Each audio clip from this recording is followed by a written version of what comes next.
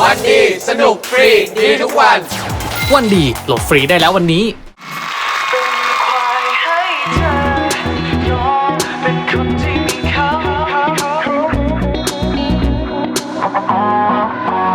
เจ็บแล้ว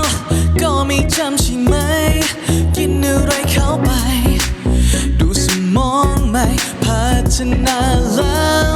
โดนจะทำอีกแล้วก็ยังไม่เท่าไรยังพอไว้จนได้อีกแล้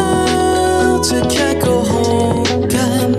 แค่ครั้งหนึ่งที่ทะเลาะไม่มากไม่หมายแต่อีกแล้วและฉันก็ไม่จำจะพาดีให้เหมือนวันที่ผ่านมาที่ยอมเป็นควายให้เธอยอมเป็นคนที่มีเขายอมเป็นแค่เงาเขาเวลาเธอนั้นเหงาอยากให้โลดได้เลยตามใจแต่จะต้องไม่ให้มีไหนเธออดทนเป็นควายให้เธอจนพอใจ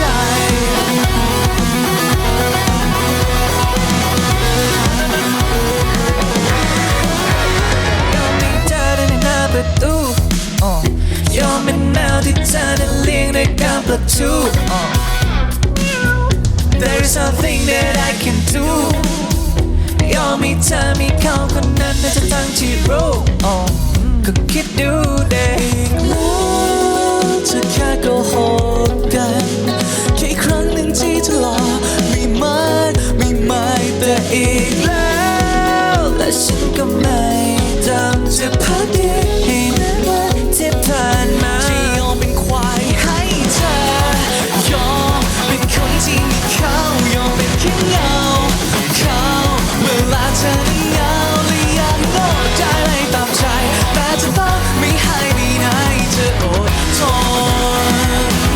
เป็นควายให้เธอจนพอใจแค่เธอบอกมาว่าเธอต้องการแล้วฉันจะยอมมันเพียงแค่เงา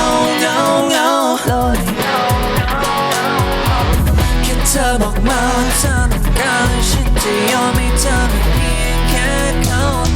มีแค่เขา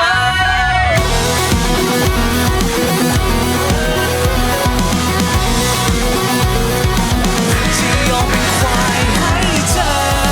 ยอมเป็นคนที่มีเขายอมเป็นแค่เงาเขาเวลาเธอนั้นเหงาและอยากให้โลดได้เลยตามใจแต่จะต้องไม่ให้มีไหนเธออดทนที่ยอมเป็นควายให้เธอยอมเป็นคนที่มีเขายอมเป็นแค่เงา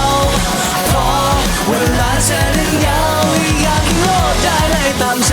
แต่จะต้องไม่ให้มีไหนเธออดทนเป็นควายให้เธอจนพอใจ